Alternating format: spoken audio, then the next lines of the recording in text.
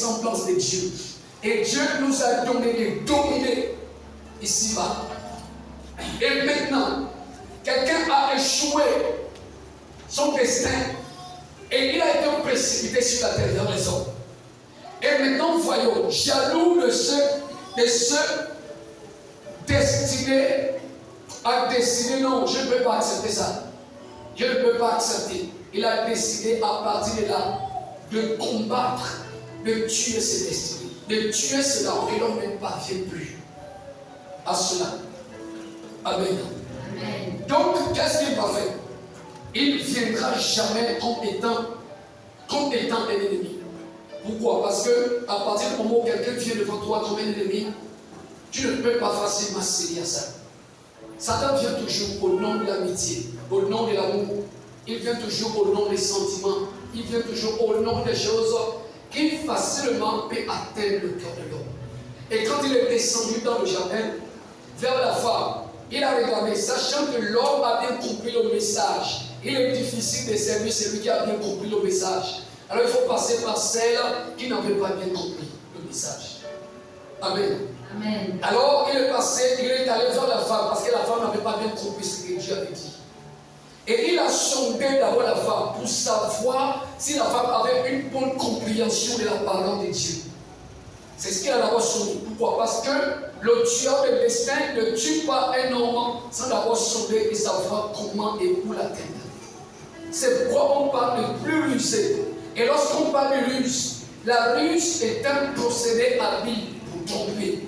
Et lorsqu'on parle de quelqu'un qui est habile, c'est une personne qui fait les choses avec adresse, avec intelligence. Amen. Amen. Une personne qui opère avec adresse. Lorsqu'on parle d'une personne qui opère avec adresse, ça veut dire une personne qui travaille à ce que savoir où t'avoir. Où est-ce qu'on peut atteindre celui-là? Où est-ce qu'il est faible? Où est sa faiblesse? Il faut que le rusé localise d'abord ce qui est la faiblesse de l'homme. Et quand il a déjà localisé ce qui est la faiblesse de l'homme, c'est là que tous les hommes tombent. Parce qu'il va passer par ses faiblesses pour l'attaquer.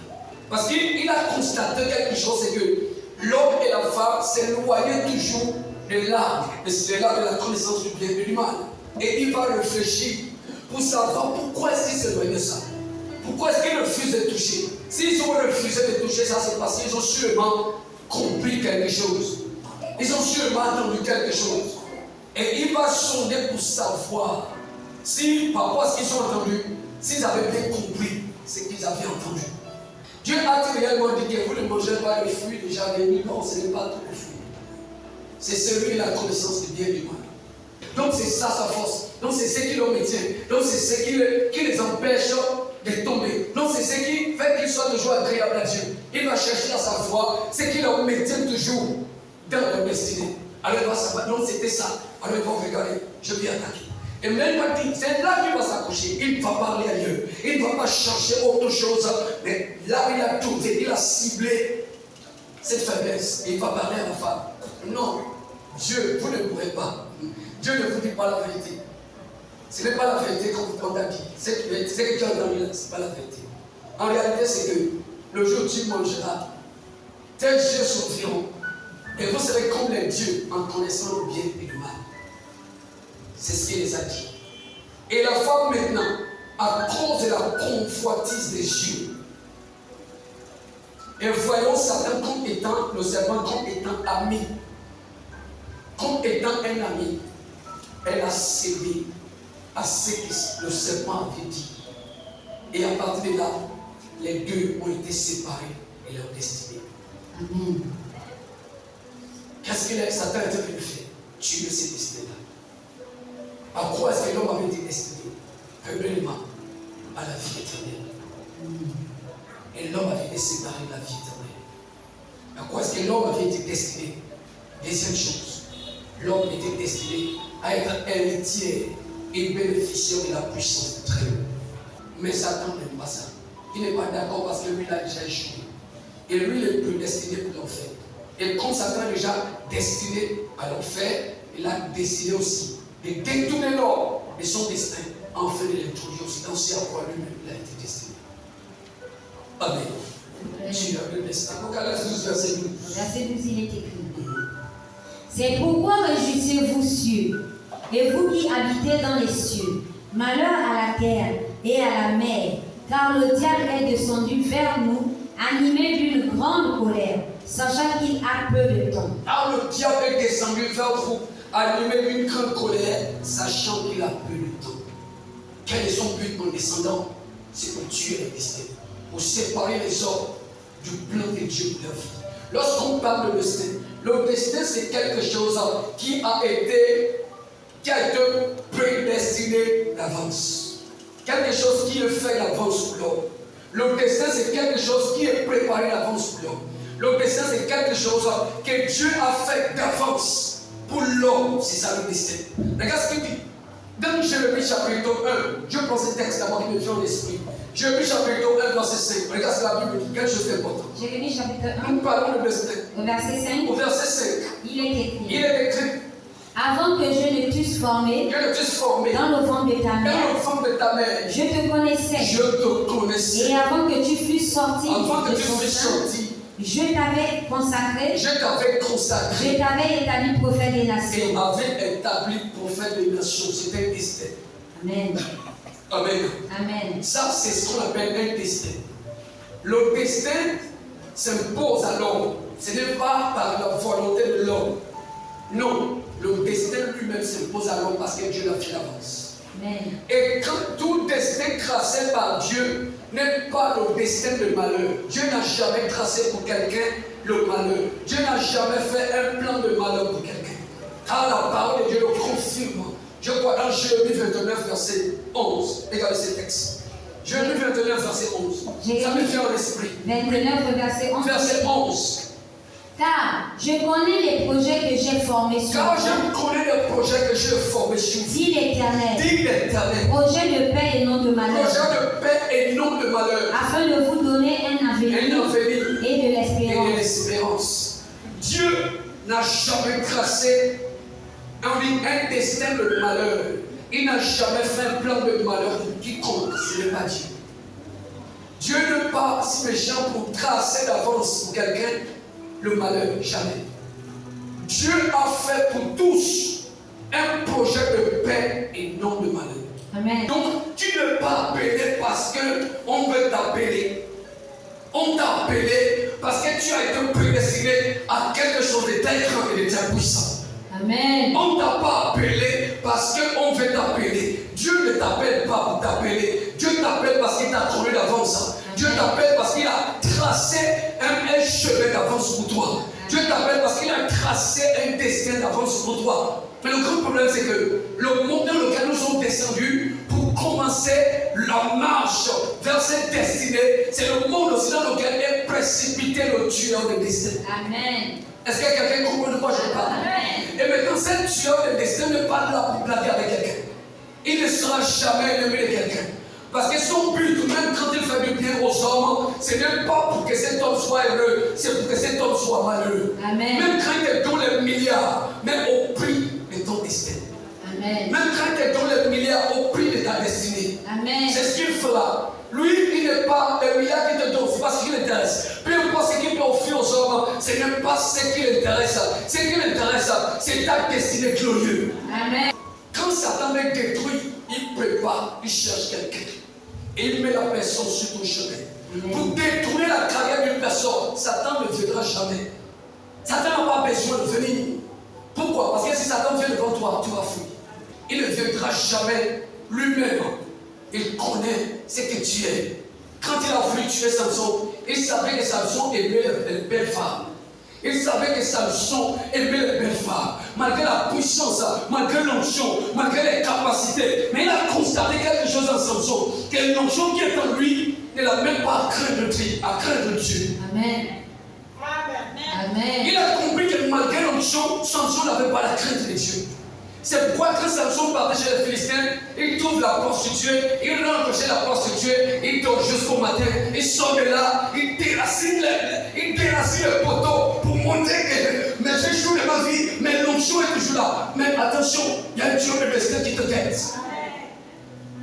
Quand il rentre que tu fais ta vie, même parmi ne savent même pas ce que je fais. Les gens n'ont pas besoin de savoir là où tu rentres, ils savent ce que tu fais. Mais attention, pourquoi? Parce que tout ce qu'on fait sur terre finit toujours par produire un résultat. Amen. Et quand le résultat est déjà à faire, ce n'est pas quelqu'un d'autre qui va le souffrir à ta place, c'est toi-même qui pourras la cause. Amen. C'est la raison pour laquelle il te faut ouvrir ton cœur ce matin parce que l'Esprit est venu te parler. Amen. Nous sommes dans un monde entouré de tueurs de destin. Multipliés sur la terre. Satan a multiplié dans ce monde les tueurs de destin. Amen. Les tueurs de destin. La souffrance que nous vivons aujourd'hui et toute notre société qui est pleine de souffrance, c'est parce que nous sommes dans une société qui est saturée de tueurs de destin. Amen. Elles sont nombreux partout et ils sont nombreux partout. Les tueurs de destin. Les tueurs de destin. Amen. Amen. Les tueurs de destin utilisent une âme puissante. Quelle âme est-ce qu'ils utilisent? La ruse. La ruse. Regarde Proverbe chapitre 7, que nous avons lu. Prends le verset 10. Le verset 10, il était. Le verset 10. Le verset 10. Et voici, il fut abordé par une femme ayant la mise d'une prostituée et la ruse dans le cœur. Et la ruse dans le cœur. Amen. Amen. La ruse. Quand le serpent est descendu vers la femme, il a utilisé quoi? Pour voir la femme. La ruse. On est le plus rusé des animaux du champ. Et Satan est toujours dans la ruse. Et lorsqu'on parle d'une ruse, je vous le dis, c'est quelqu'un qui se présente comme étant un ami. Quelqu'un qui est là, soit un homme, une femme qui est là comme étant quelqu'un qui t'aime. Mais les choses que la personne te demande, ce sont les choses qui ne plaisent pas à Dieu. Amen. Si tu n'es pas ferme dans la vérité, tu vas tomber face à quelqu'un qui est rusé. Amen. Alléluia. Amen. C'est très important. Quelqu'un qui est rusé fait comme s'il prend ta part, comme s'il prend ta part, comme s'il prend ta part. Mais en prenant ta part, qu'est-ce que cela t'amène à faire? Quel est le résultat de ça? Le résultat, c'est que tu deviens bizarre avec les personnes avec qui tu étais depuis le début de ta vie. Oh, cher frère, je vous parle. Au nom de l'amour, que tu pas ta destinée.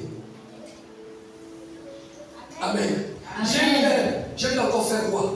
Si tu meurs aujourd'hui, elle continue sa vie. Je vais encore faire comment? Si tu meurs aujourd'hui, le monsieur va continuer sa vie. Amen. Les tueurs de destin. Quand un tueur de destin rentre dans la vie d'un homme ou dans la vie d'une femme, ton tueur de destin peut être ta copine que tu appelles ton meilleur ami. Amen. Ton meilleur ami là peut être ton tueur de destin. Amen. À partir du moment où tu es avec un ami qui est toujours bizarre, quand quelque chose de bon t'arrive, les tueurs de destin sont nombreux et ont envahi notre vie. Dans la vie, pour progresser, il y a les gens qui doivent nous quitter. Il y a les gens qui doivent se séparer de toi. Si tu veux vraiment réussir et gagner ta vie, il y a l'amitié qui doit te laisser. Toute amitié qui ne respecte pas les principes que tu as mis en place pour que ta vie puisse aller de l'avant, une telle amitié ne doit plus être bienvenue dans ta vie. Amen. Parce que Satan peut passer facilement par n'importe qui. Regarde, lorsqu'on parle des tueurs de destin, ça ne veut pas dire qu'elles sont sorcières. Non, elles ne sont pas. Ce n'est pas tous qui sont sorciers. D'autres ne sont pas sorcières. Mais elles ont un état du cœur qui est très accessible à Satan et que Satan utilise facilement pour détruire la vie de quelqu'un d'autre. Amen. C'est la raison pour laquelle il te faut faire très attention avec ceux avec qui tu marches. Ceux avec qui tu dis tout. Amen. Dites-moi le vérifier. Je vous ai parlé. En termes d'amis, on choisit des amis. On ne vend pas un destin pour n'importe quoi. Amen. On ne vend pas sa carrière pour n'importe quoi. Amen. On ne vend pas sa vie pour n'importe quoi. Quand tu vois quelqu'un qui a le courage de venir faire toi comme ça, tout de suite commence d'abord à penser à celui qui est derrière cet acte. Celui qui est dans cette place, c'est un ennemi. C'est quelqu'un qui veut te détruire, qui veut te faire tomber. Et sachant que ça, c'est ce que Dieu t'a défendu de ne pas faire. Et il veut que tu le fasses au nom de la grâce. Et pour comment dire, nous sommes sur la grâce, Dieu demande pardon à Dieu. Et puis ça passe comme ça. Oui, mais Dieu va te pardonner. Mais ça n'a pas enlevé, c'est que les yeux de Samson et sa communion avec Dieu soient à côté. Amen. C'est pourquoi, mes frères, il y a les tueurs de destin partout. Quand Joseph était dans la maison de Potiphar, son destin, on a vendu ça, Dieu l'a restauré. On l'a vendu aux Ismaélites, Dieu l'a jeté dans la main de Potiphar. Parce que celui qui a fait et qui a tracé le destin est fidèle et véritable. Amen. Et il fait aussi longtemps que tu restes attaché à ce destin, tu ne vas jamais le jouer. Même si on te combat dans un endroit, même si on te combat dans un domaine, même si on te fait une porte, il t'ouvrira d'autres portes. Parce que c'est lui qui a tracé le destin. Et la main qui a écrit l'agenda de ta destinée n'est pas la main d'homme. Je le dis, je le dis encore. Et tout ce que la main de l'Éternel a écrit, il faut l'esprit de l'Éternel pour l'interpréter. Amen. C'est pourquoi Satan aussi longtemps que tu es dans ta destinée, qui est la parole de Dieu, ne peut pas lire l'agenda de ta destinée. Et il sait que tu es appelé à être grand, mais il ne peut jamais savoir comment cela va être fait pour que tu deviennes grand. Parce qu'il ne peut pas lire l'écriture que la main de l'Éternel a écrite. C'est pourquoi quand l'Éternel est descendu en Babylone, la Bible dit qu'il a écrit sur le mur, on appelle les mages, les magiciens, ils ont appelé les astrologues, on appelé tous les sages de ce monde. Aucun d'eux n'a pu interpréter ce que Dieu a écrit, parce que ce que l'Éternel a écrit est scellé par un sceau, et il faut ce sceau pour l'interpréter. Amen. On peut te combattre, on peut lutter contre toi, mais aussi longtemps que tu ne te jettes pas dans la main de Dieu de destin, tu accompliras ta destinée. Amen. Amen. Amen. Tu accompliras ta destinée. L'un des plus grands parties de ce destin, c'est ceci. Matthieu 25, verset 34. L'un des plus grandes parties de ce destin, c'est ceci. Regardez à quoi vous avez été prédestiné. Matthieu 25, verset 34. Matthieu 25, verset 34. Il est écrit. Il est écrit. Alors le roi dira à ceux qui seront à sa droite. Il dira à ceux qui seront à sa droite. Venez, vous qui êtes bénis de mon Père, prenez possession du royaume qui vous a été préparé dès la fondation du monde. Est-ce qu'ils ont été prédestinés à ce royaume depuis la fondation du monde? Amen. Tu es prédestiné à une vie éternelle. Amen. À un royaume éternel. Amen. C'est ça que Satan n'aime pas. C'est ce que Satan ne veut pas. Mes frères, ce n'est pas, étant dans ce monde, dans la chair, ce n'est pas facile de faire le tueur de destin. Amen. Tout ce qui doit faire le tueur de destin doit comprendre une chose. Que Dieu seul peut nous aider à le vaincre. Amen. Dieu seul peut nous aider à le résister. À le résister. Pourquoi? Parce qu'aussi longtemps qu'on est là, il cherchera toujours les moyens. Et aussi longtemps qu'il cherchera toujours les moyens, Dieu nous augmentera toujours la force. Amen. Nous devons être conduits par l'Esprit de Jésus, le vivant. Parce que c'est lui qui tue le destin, ne blague pas. Notre société sont remplies de tueurs de destin. J'ai su quelque chose dans les réseaux sociaux dans ces jours passés. Une jeune femme, de quels sont les asticots? Je ne sais pas si quelqu'un a vu ça ici. Une jeune femme, de quels sont les asticots? Par quel moyen est-ce que les asticots se sont introduits dans le corps d'une femme? C'est parce qu'un tueur de destin est entré par là. Amen. Et a laissé la mort derrière. C'est très important. Quelque chose qui ne prend pas du temps, mais peut détruire toute une carrière. Amen. Peut briser toute une vie. Amen. Quand vous regardez cette femme, quand vous le regardez, elle est déjà en train de brûler étant vivante. Pourquoi? Parce que le tueur de destin est passé par là. Personne ne me voit, personne n'a pas besoin de te voir. Les gens n'ont pas besoin de te voir et savoir ce que tu fais dans le secret. Mais tu dois savoir une chose, c'est que tout ce qu'on fait a toujours des résultats. Ça a toujours des conséquences. Tout ce que tu peux faire a toujours des conséquences. Le plus grand ennemi de l'homme, c'est d'abord l'homme lui-même. Et parmi tout ce qui nous arrive aujourd'hui, nous sommes les plus grands responsables de ce qui nous arrive. Amen. Nous, sont les plus grands responsables de ce qui nous arrive à cause des mauvais choix que nous avons faits dans la vie, à cause des mauvaises conduites que nous avons conduites dans la vie. C'est pourquoi, frère, pour celui qui est vivant et qui a encore la possibilité de corriger ses erreurs, nous pouvons encore le corriger. Amen. Même si tu étais déjà tombé dans la main d'un tueur de destin, et que ce tueur de destin qui est le diable a utilisé quelqu'un dans ta vie, soit un ami, soit un frère, soit une soeur, soit un je ne sais pas, et qu'il a utilisé aussi longtemps que tu es vivant, il y a toujours une solution pour toi. Amen. Tu peux toujours être rectifié et ta carrière peut toujours être restaurée. Amen. Ta carrière et à quoi tu es destiné peut toujours être restaurée aussi longtemps que tu as la capacité de te corriger. Amen. Amen. Amen. Regarde, c'est pour cette cause que Christ est mort à la croix, afin de nous ramener dans ce que nous avons perdu. Amen. Christ n'est pas mort à la croix pour mourir à la croix. Christ est mort à la croix pour nous ramener là où le diable nous avions laissé. Amen. Quand dans le monde. Pour ramener dans nos vies ce que nous avons perdu. Il y a beaucoup de personnes aujourd'hui qui ne sont plus attirants. Parce que ce qui attire dans sa vie a été volé. Amen. Il y a beaucoup de personnes aujourd'hui, vraiment, qui n'ont plus rien pour attirer les regards. C'est parce que ce qui était en elle ou en lui, qui permet à ce que le regard soit attiré vers lui, a déjà été volé par un voleur. Amen. Et ce voleur, c'est Satan. Amen. Beaucoup de gens ont perdu les choses dans leur vie. Ils ont perdu les choses importantes de leur vie.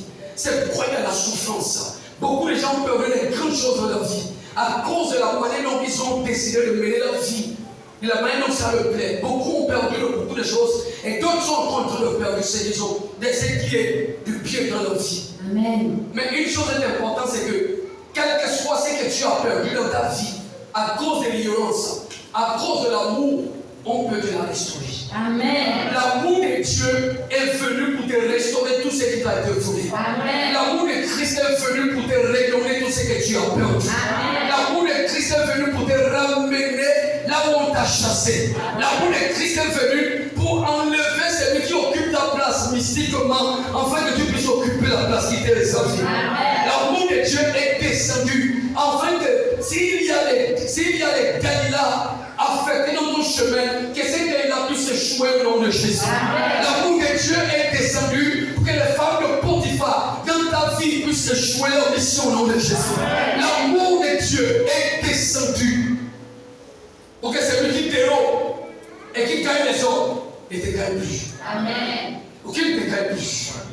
Et quand ta vie est restaurée, alors ton destin se remet en marche. Amen. Alléluia. Amen. Ton destin peut se remettre en marche quand Dieu te restaure. Le tueur de destin, on a besoin de le résister. Si tu le résistes, ce ne serait pas par la force de l'homme, ce serait par l'aide de Dieu. Amen. Ce serait par le soutien du Saint-Esprit. Ce serait par la crainte de Dieu. Amen. Genèse 39. Lis ce verset, là, ce qui se passe. Je suis en train de terminer avec ça. Genèse 39. Voilà comment résister le tueur de destin. On le résiste. À partir du verset 9 à 11. 9 à 11, il est écrit. Il est écrit. Il n'est pas plus grand que moi dans cette maison, et il ne m'a rien interdit, excepté toi, parce que tu es sa femme. Parce que tu es sa femme. Comment ferais-je un aussi grand mal et pécherais-je contre Dieu? Contre Dieu. Ici, Joseph a refusé de sortir avec la femme de quelqu'un d'autre. Quoi qu'elle parla, tous les jours à Joseph, il refusa de coucher. Il refusa de coucher auprès d'elle. Et d'être avec elle. Il refusa. Quoique cette femme insistait, il refusa. Cet homme n'a pas changé sa position. Que personne ne devait changer ta bonne position. Amen. Que personne ne devait changer ta bonne décision. Amen. Tu as décidé d'être fidèle, que rien ne devait changer cela. Amen. Tu as décidé d'être bon, que rien ne devait changer cela. Amen. Donc Dieu le destin insiste. Il va toujours insister. Je ne veux pas. Demain il va insister. Après demain il va insister. insister. Après demain, il va insister. Après demain, il va insister. Ce n'est pas parce qu'une femme a le problème avec son mari qu'un homme va venir lui proposer le soutien et qu'elle là. Pourquoi? Parce que ton mari ne te garde pas. Ton mari n'est pas bon ceci. Ton mari n'est pas bon cela. Tu as dit non. Reste non. Que ton non reste non. Amen. Qu'il a cherché ailleurs. Ils ont parlé tous les jours. Il parlait tous les jours à Joseph. Elle insistait, mais cet homme a refusé. Elle insistait, Joseph a refusé. Elle insistait, Joseph a refusé. Amen. Avec Samson, il a insisté. Samson a refusé une fois. Il a refusé deux fois. Il a refusé trois fois. Et à la fin, il est tombé. Amen. Il n'a pas tenu bon Jésus.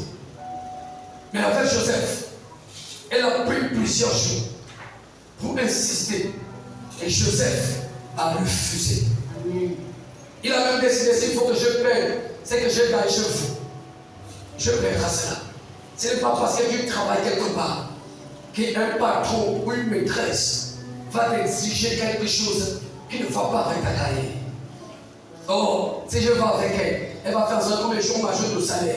Le salaire qu'on va t'ajouter là, c'est au prix de ta vie. Amen. C'est pourquoi on n'accepte pas ça. Pourquoi? Parce que le jour où le mari va constater que tu as quelque chose avec sa femme, tu as pris ta vie et tu te détruis. Regarde ce que Joseph a fait. Merci beaucoup. Un jour, il était entré dans la maison pour faire son ouvrage. Refusé, alors elle va faire un plan. Elle va le tendre un piège. Mais regarde ce que cet homme a fait. Et qu'il n'y avait là aucun des gens de la maison. Elle le saisit par son vêtement. Elle le saisit par son vêtement. En disant, couche avec moi. Il lui laissa son vêtement dans la main. Il laissa son vêtement dans la main. Et s'enfuit au dehors. Et s'enfuit dehors. Frère, laisse-moi te dire une chose. Même si, regarde, pour ceux qui travaillent, pour ceux qui cherchent le travail, pour ceux qui ont des faveurs, pour ceux qui ont des grâces, pour ceux qu'on aide, pour ceux-là qu'on soutient, laisse-moi te dire une chose. Même si Satan va saisir ce qui couvre ta nudité pour te faire le chantage, laisse-le dans sa main. Amen. Oh, si tu ne le prends pas, tu vas quitter le travail là. Et toi, quand tu regardes, c'est grâce à ce travail qu'on ne te chasse pas de la maison. Ça nous permet de payer la maison. C'est le vêtement. Parce que ça couvre ta nudité. C'est grâce à ce que tu gagnes là-bas que tu règles tes factures. C'est le vêtement. Parce que ça couvre ta nudité. Amen. C'est grâce à ce que tu obtiens là-bas que tu arrives à t'habiller et à prendre soin de toi-même. C'est le vêtement que tu gagnes là-bas. Parce que ça couvre ta nudité. Et c'est ce vêtement qu'il a saisi. Même quand Satan saisit le vêtement, il saisit ce qui couvre ta nudité pour te faire le chantage aux gens. Va avec moi, prosterne-toi et m'adore. C'est là où je te laisserai ça. Laisse le vêtement, laisse-le ça. Amen. En laissant ce vêtement, plus que ça couvre ta nudité, ça peut t'amener dans une prison, même de 2 ans. La prison, c'est lorsqu'on se retrouve dans une situation, on ne fonce pas, on ne recule pas, on ne va plus loin. Toi qui avais la capacité d'aller loin, d'aller au boulot, faire les achats, les gens qui allaient au boulot, et habitués dans les cadeaux et toutes ces choses-là. Quand tu tombes dans une petite prison, un boulot disparaît de tes yeux. Ces cadeaux n'est plus là. C'est chez le petit boutiquier que tu vas rentrer. Peut-être pour aller te faire les petits achats. Et ce que tu vas préparer. Ah, les gens, moi avant là, qui allaient en boulot, un moment donné, il faut perdre ce qui est grand pour regarder ce qui est plus grand. Amen. Il faut perdre ce qui est grand pour regarder ce qui est plus grand. Amen. Il faut que tu perdes ce qui est grand pour rester fidèle et rester attaché à ta destinée. Perdre ce qui est grand, mais reste attaché à ta destinée. Parce que ta destinée va engendrer ce qui est plus grand. Amen. Tu n'as pas compris de quoi je parle. Ta destinée n'est capable de t'engendrer ce qui est plus grand. Amen. Et ta destinée, c'est Dieu le Créateur. Amen. C'est à lui que tu es destiné. Tu es destiné à Dieu, à être à lui, à l'appartenir. Et si Satan te fait le chantage en saisissant tes vêtements pour dire que je vais te mettre nu, tu n'auras plus rien du tout. Tu ne vas te laisser pour mieux accepter la nudité pour un temps, au lieu de vouloir fondre ta carrière pour quelque chose qui ne sera pas pour toi. Alléluia. Parce que ce qu'on ne sait pas en réalité, c'est que acceptes d'aller avec elle là, tu as déjà détruit ta carrière. Amen. Tu ne veux pas, tu l'as déjà détruit. Tu as détruit ta carrière. Toi, tu vas penser que c'est seul pour un temps. C'est seulement pour une seule fois. Mais ce que tu as commencé, tu dois être capable d'aller jusqu'au bout. Sinon, les chantages vont continuer. Joseph a accepté ça. Beaucoup aujourd'hui sont tombés. Pourquoi? Parce qu'ils veulent défendre leur honneur. On me connaît comme étant quelqu'un qui. Comment est-ce que les gens vont combien de fois? Je suis obligé de l'accepter. Tu n'es pas obligé de l'accepter. Ton destin, si tu connais la valeur de ce que c'est un destin, tu ne peux pas la comparer à un travail, même si ça te donne 500 000 par mois. Même si ça va te donner 1 million par mois. Les milliardaires aujourd'hui, beaucoup de milliardaires savent qu'ils n'ont pas de paix avec.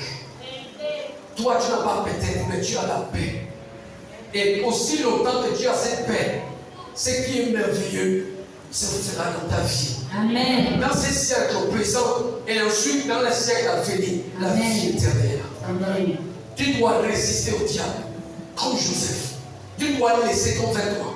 Même s'il faut qu'on fasse ta vérité, tu vas courir pour aller te chercher, même si c'est le sac du riz pour te couvrir. Cherche le sac du riz pour te couvrir au lieu de vouloir, mon bien-aimé, garder le vêtement à cause du fait qu'il faut manger la pizza tout le temps. Matthieu, chapitre 4, verset 9 à 10. Verset 9 à 10. Verset 9 à 10. Et lui dit, je te donnerai toutes ces choses. Si tu te prosternes et m'adores. Jésus lui dit, retire-toi de moi, Satan. Car il est écrit, tu adoreras le Seigneur, ton Dieu, et tu le serviras lui et lui seul. Amen. Les gens qui font que les tueurs de destin, ce sont les gens qui vivent pour plaire à Dieu, quelle que soit la circonstance. Les gens qui vaincent et qui surmontent les tueurs de destin, ce sont des personnes qui vivent leur vie pour plaire à Dieu. Amen. Des personnes qui n'ont peur de rien quand il s'agit de faire ce qui plaît à Dieu. Ceux qui cèdent facilement tombent aussi facilement. Mais les autres qui sont résistants, qui croient en Dieu, le Dieu qui est capable de sauver, ceux-là conservent toujours leur destinée jusqu'au bout. C'est très important. Il la conserve jusqu'au bout. Le tueur de destin n'est pas seulement à l'extérieur, mais le tueur de destin est aussi entré à l'église. Quelque chose me vient en esprit. Moi, je vais terminer. Le tueur de destin n'est pas seulement à l'extérieur, mais le tueur de destin est entré aussi dans l'église. C'est important. C'est pourquoi Jésus dit ceci. Matthieu 24. Lisons à partir du verset 11 au verset 12. Il est écrit. Plusieurs faux prophètes se lèveront et ils séduiront beaucoup de gens. Ils séduiront beaucoup de gens par leur prophétie et par beaucoup de choses. Et parce que l'iniquité va plus, ce sera accrue. La charité du plus grand nombre, le sel, le plus grand nombre, se refroidira. Amen. Le verset 13. Le verset 13. Mais celui qui persévérera jusqu'à la fin, celui qui conservera sa marche, sa crainte de Dieu, son amour pour Dieu, son obéissance à Dieu, jusqu'à la fin, sera sauvé. Amen. Pour être sauvé, il faut d'abord que tu réalises que tu es appelé à ce qui est grand. Et que tu ne peux pas laisser les temps et les circonstances te faire céder à ce qu'il ne faut pas. Garde la foi. Attache-toi à la parole de vérité que tu connais. Même quand les temps sont difficiles, ne cherche pas à utiliser des stratégies qui vont contre la volonté de Dieu pour t'en sauver. Tu ne t'en sauves pas, tu es en train de te détruire. Tous ceux qui veulent s'en sauver, ceux-là se soumettent à la parole et acceptent le tout perdu pour sauver. C'est pourquoi Jésus a dit dans Marc chapitre 8, verset 34, quiconque cherchera à sauver sa vie par des stratégies, par les différentes méthodes, la paiera. Mais celui qui paiera sa vie à cause de l'évangile et à cause de Jésus, à cause de la parole de Dieu, ça veut dire qu'il acceptera de tout obtenir dans sa vie de manière correcte, qui ne cherchera pas à faire des raccourcis pour contourner le plan de Dieu, c'est lui qui sauvera sa vie. Dieu t'a appelé à sauver ta vie et à la perdre. Et tu ne perdras pas ta vie au nom de Jésus. Amen. Tout tu as le ministère combien au foyer dans ton chemin vont toujours échouer au nom de Jésus. Amen. J'ai dit qu'ils échoueront toujours au nom de Jésus. Amen. Et si quelque part, l'un d'entre eux est déjà passé dans ta vie, ce matin tu écoutes la parole de la restauration. Jésus est mort à la croix pour que tu sois restauré. Amen. Et ce matin je te parle de ce Jésus qui t'a aimé et qui t'aime encore. Aussi longtemps que tu vis, il t'aime encore. Amen. Et il veut toujours te restaurer. Amen. Ce matin, si tu crois à ce Jésus et tu décides de rectifier ta vie, à partir de là, tout ce qui t'a été pris, volé, touché, tu seras pleinement restauré au nom de Jésus. Amen. Tu ne rateras jamais ta carrière au nom de Jésus. Amen. Tu ne seras jamais ta destinée au nom de Jésus. Amen. Quels que soient les tueurs de destin affectés dans ton chemin, à cause de la grandeur qui a été localisée de toi, ce matin, je prie pour toi que le sang de Jésus qui a coulé à la croix parle en faveur de ta destinée au nom de Jésus. Partout où on a fait tomber quelque chose de précieux dans ta vie, que le Dieu de gloire le relève ce matin au nom de Jésus. Amen. Que le